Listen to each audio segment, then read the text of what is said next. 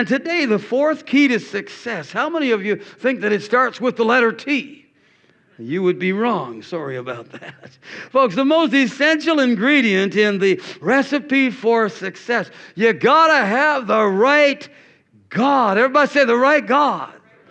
Yeah, that capital G, God. You got to have Him working on your behalf. It's the closest that I can give you to a guarantee of success. You see, this young man whose axe came apart, he immediately alerted Elisha to what was happening. He said, Master, my axe head flew off and fell in the deep water, and it doesn't even belong to me. It was borrowed. What can I do? And Elisha, you know what he did? He brought God into the equation. He cuts down a stick. He tosses it in the water. Momentarily, the axe head floats to the surface. You know, most Bible scholars and teachers believe that in this story, that stick was prophetically symbolic of the cross of Jesus. I believe that myself. Do you believe that?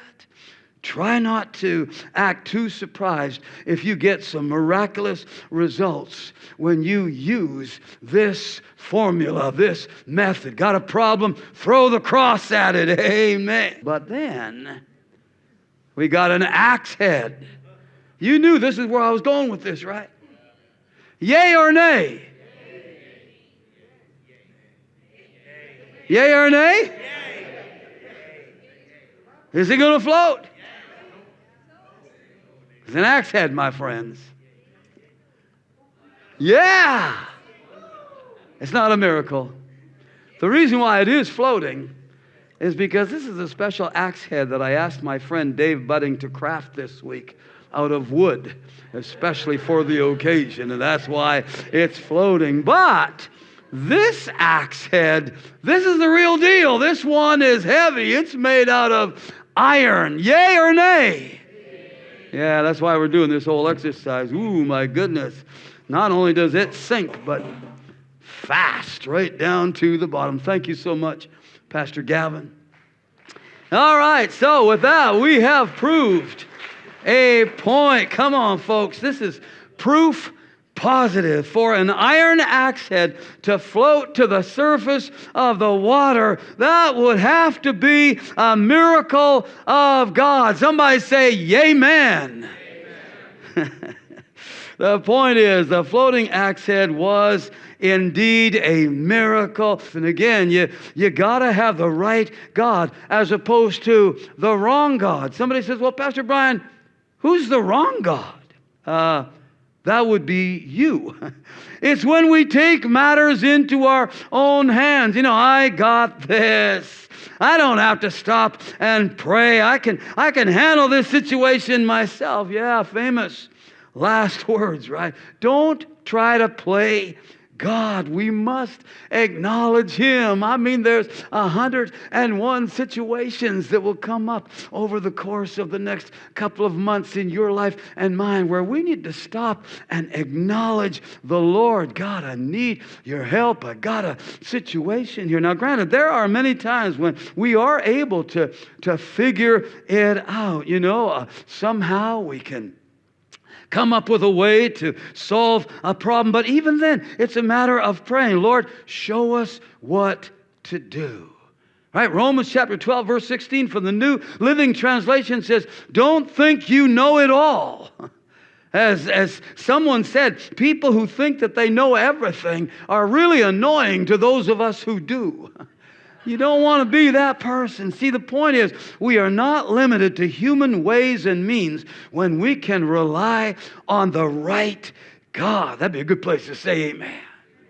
You know, you can have everything that you need in the natural, all the right tools, all the best training, but without the Lord, wow, I'm telling you, things can go south in a hurry. See, that's why when you encounter a difficulty and somebody that you're with at the time is tempted to go into panic mode, or maybe even you are tempted to just freak out a little bit. But the fact is, there's a problem. And somebody says, Now what are we going to do? Have you ever heard that one or something similar? Listen, when you hear somebody say, now what are we going to do? That's when you give your pat answer that goes something like this. Well, the first thing we're going to do is stop and pray and ask the Lord to help us to get out of this jam.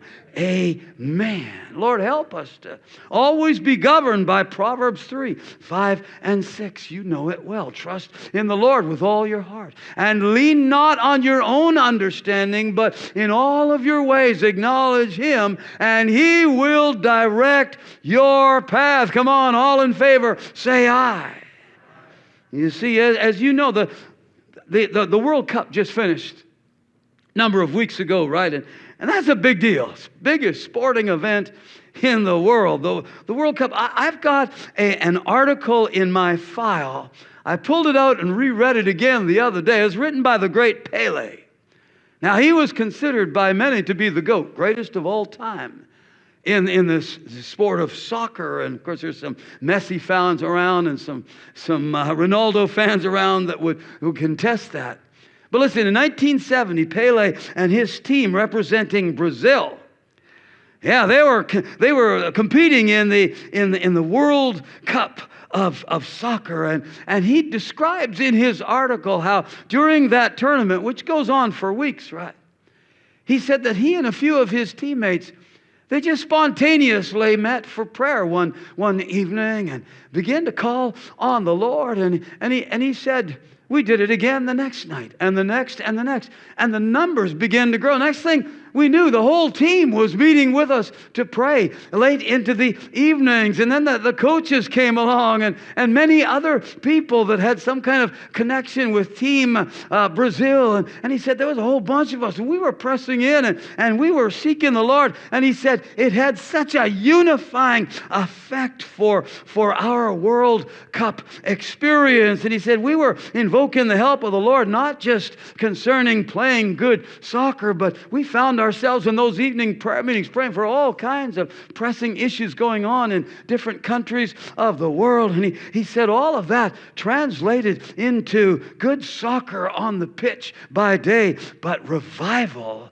in the evenings. And by the way, just in case you might be wondering, yes, Pelé and his team won the World Cup that year, not just because they were trusting in their soccer skills or because they were trusting in good coaching or strategies, but because they were praying to the right God. I said they were praying to the right God. Somebody say amen.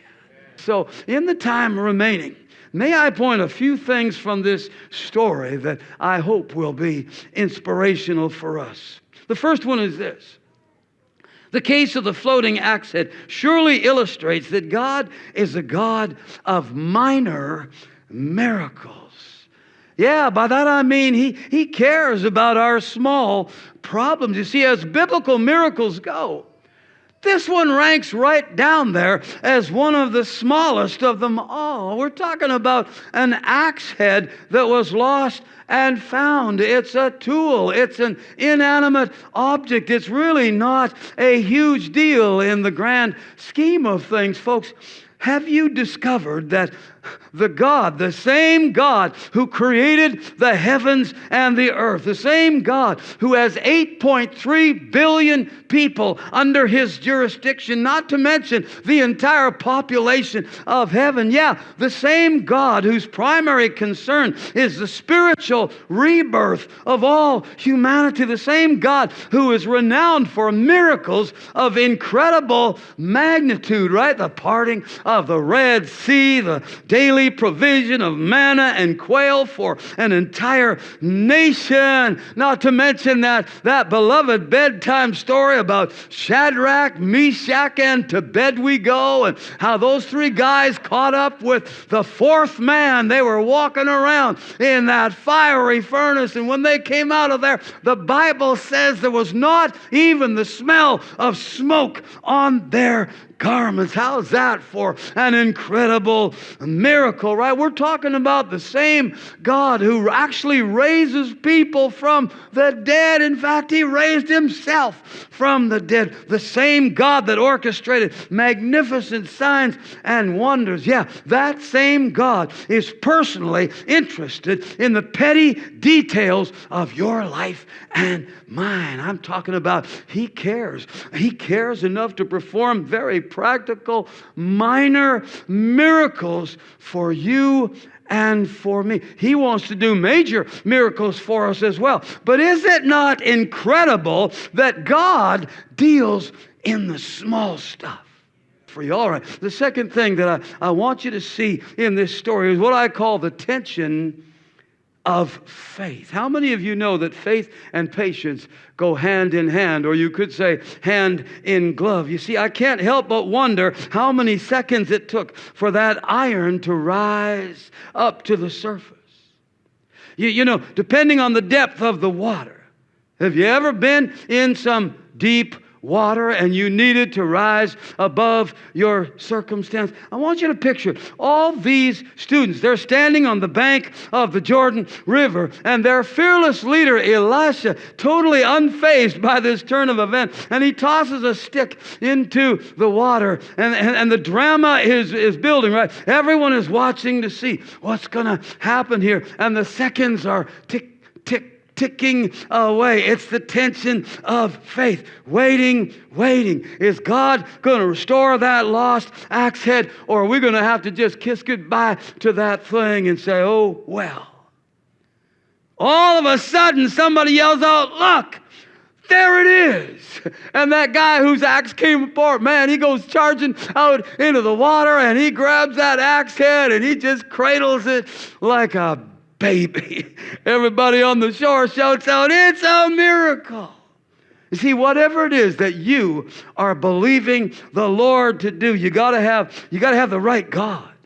The God that can work wonders. Yeah, not the wrong God. You got to have the right God, and you got to have patience. Faith working together with patience. We live by faith, not by sight. They could not see through that murky water and identify, the shape of an axe head down there at the bottom. No, they could not see where they were going. We live by faith, not by sight. Somebody say amen. That's what the Apostle Paul wrote in 2 Corinthians 5, verse 7. Some of you know that the first miracle that I ever witnessed with my own eyes, age 10, is when my dad received a fantastic miracle from the Lord. And I'm not going to give all the details. Some of you have heard the testimony before, but he was a railroader, and every year there was a medical exam, and if you didn't pass that exam, you weren't going to be jumping on and off of boxcars anymore. He was a switchman for the CN up in their freight yard in Edmonton, and all of our family, we knew Dad has got this excruciating pain if he tries to lift his arm above shoulder level, and the doctors couldn't figure out what the matter was. And I'll never forget the Sunday night service when my dad went forward at the end to receive prayer, and the men of the church gathered around him. They laid hands on him. They prayed for you. And I sat back with my mother, and I watched all this happening. As I said, I'm about 10 years old at the time. Can you imagine how the lasting impression that it made in my life when I saw my dad come back down that aisle a few minutes later, and he's waving his arms and he's praising God. And I knew right then, wow, God is real. The Bible is true. Jesus is a healer. And that's the first time I ever saw a miracle with my own. Of course, since then, I've seen many. But that one really stands out for me. Because, man, it just began that process of cementing that knowledge deep down inside of this kid that, oh yeah, he's the right God, all right. He's a miracle-working, life-changing God. Somebody shout amen. Yeah, He's the God who is so pleased to work awesome wonders that we can witness with our own two eyes. You want to have good success, you got to have the right tools. The right training would come in handy as well. A right temperament goes a long way, but most important of all, if we want to have good success, the kind of good success that the Scripture talks about, we got to have the right God. I said we got to have the right God. Somebody say amen to that. Come on, folks, would you stand with me? Oh, my heart is that we would take a hold of this Word of God. And that we would take it with us and that we would run with it, that we would allow the Holy Spirit to make the application. May there be just an extraordinary infusion of the supernatural power of God resting upon us all, that every household represented here today would be touched by God's power to do amazing things. Oh, that the blood of the Lamb would be upon every household, that the name of Jesus and the power of God that that name bears would go with us as we go on our way from church today, that the sweet anointing of the Holy Spirit would lead us, would guide us into all truth, would prompt us in all of our connecting with other people along the way. Holy Spirit, when you want to say something supernatural to us, that we can pick up on that prophetically and that we can speak and act accordingly. We are so open, as we were singing earlier on, Lord Jesus, anything that's in the way, we want to get it out of the way so that we have a new level of freedom to walk in the Spirit, to experience the supernatural movings of the Lord.